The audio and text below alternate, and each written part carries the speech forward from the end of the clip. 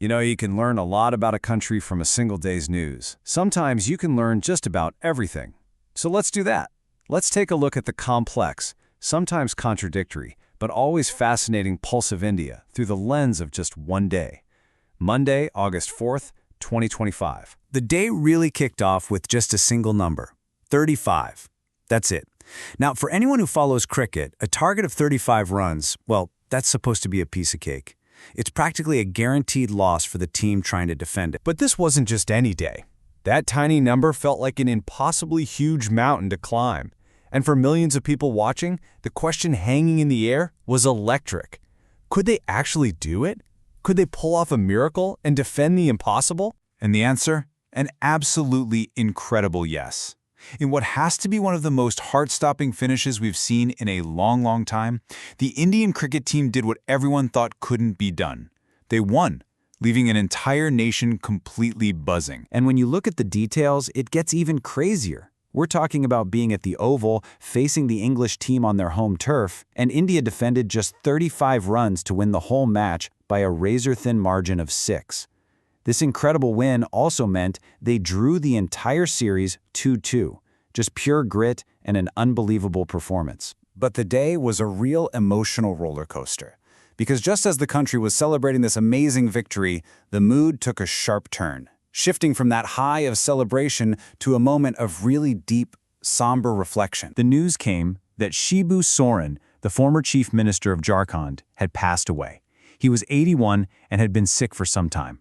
I mean, this was a huge figure in Indian politics, a 3-time chief minister, a real veteran, and you really get a sense of his importance from the tributes that poured in.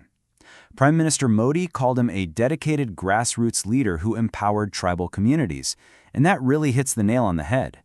He was seen as a true champion for tribal groups, a voice for people who often went unheard. So his death was felt very personally by many. And here's something that shows you the kind of respect he commanded. The opposition leader, Rahul Gandhi, had a major protest planned for the very next day, but after the news broke and a period of state mourning was declared, he postponed it. It was this rare moment of unity that just cut right across all the usual political divides. Of course, a day in the life of a nation isn't all shared celebration and mourning. August 4th also served up some serious conflict, with pressure coming from both outside the country's borders and from right within. It started with this pretty jarring number, 25%. That was the new tariff the U.S. government confirmed it was slapping on Indian imports. And look, this wasn't some minor tweak. This was a major economic shot across the bow. So what was behind it? Well, it seems to boil down to two big things. First, the U.S. wasn't happy about India's energy deals with Russia.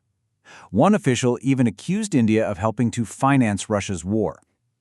Second, there was this broader feeling in the U.S. that India was pushing back on its trade policies. It's a clear sign that things were getting tense. And at the very same time India was dealing with that heat from abroad, things were heating up at home too. The Supreme Court publicly rebuked Rahul Gandhi for some comments he'd made about how the government was handling border issues with China. As you can imagine, his political rivals in the BJP were quick to use that moment to raise questions about his patriotism. But it wasn't all just conflict and tension. Not at all. August 4th was also a day of big strategic moves. India was clearly busy strengthening its position on the world stage and at home, really looking to shape its own destiny. One of the most significant moves happened in the South China Sea, a really critical and often contested part of the world. India and the Philippines carried out their first ever joint naval sail there. That's a huge strategic signal, a clear message about building stronger partnerships in the region. And those big moves weren't just happening on the high seas. Back home, another huge number was making news. 7.9 billion rupees. That's almost 8 billion. And it was the price tag on a massive new government contract to totally revamp a key piece of national infrastructure. The project is being called PAN 2.0.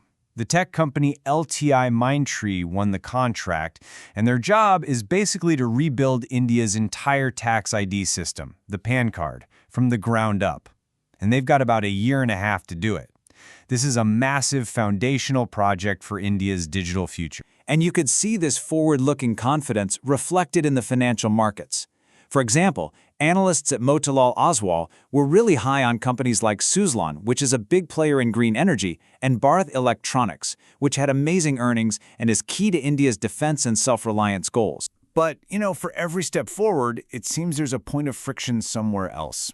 And on this same day, one of India's most creative and powerful cultural forces, the Telugu film industry, also known as Tollywood, just completely shut down. So what happened?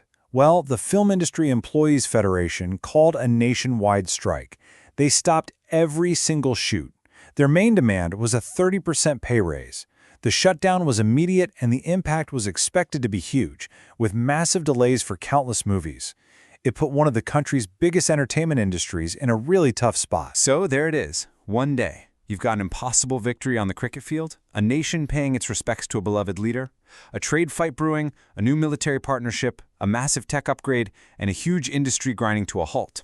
It's a day of triumphs, tensions, and trade-offs, which really makes you wonder, doesn't it?